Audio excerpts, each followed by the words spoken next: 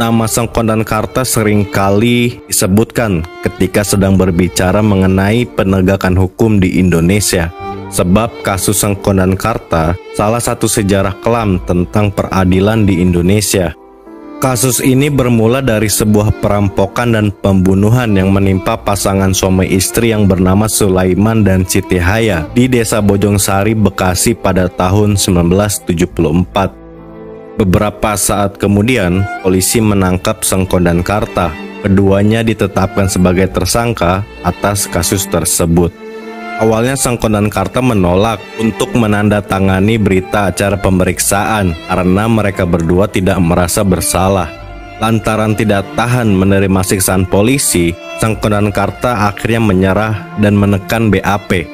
Akhirnya pada bulan Oktober 1977, Sengkon divonis penjara 12 tahun, sedangkan Karta divonis 7 tahun. Putusan itu lalu dikuatkan oleh Pengadilan Tinggi Jawa Barat. Di dalam penjara itu, Sengkondankarta bertemu dengan pria yang bernama Genul yang lebih dulu masuk penjara Cipinang karena kasus pencurian. Di dalam penjara itu, Genul membuka rahasia dan mengakui bahwa dirinya lah yang merampok dan membunuh pasangan suami istri tersebut.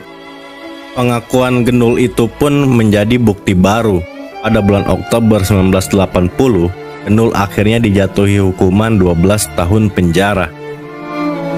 Namun karena bobroknya sistem hukum saat itu, membuat Sengkondankarta tetap mendekam di penjara meski pembunuh aslinya sudah divonis. Vonis kepada Sengkondankarta dianggap telah berkekuatan hukum tetap karena keduanya tidak mengajukan banding. Beruntungnya ada Albert Hasibuan, seorang pengacara dan juga anggota dewan yang gigih memperjuangkan nasib Sengkondankarta. Akhirnya, pada Januari 1981, Ketua Mahkamah Agung Umar Seno Aji memerintahkan agar keduanya dibebaskan lewat jalur peninjauan kembali. Kasus Sengkondankarta ini juga merupakan sejarah titik balik lahirnya peninjauan kembali atau PK dalam sistem hukum di Indonesia.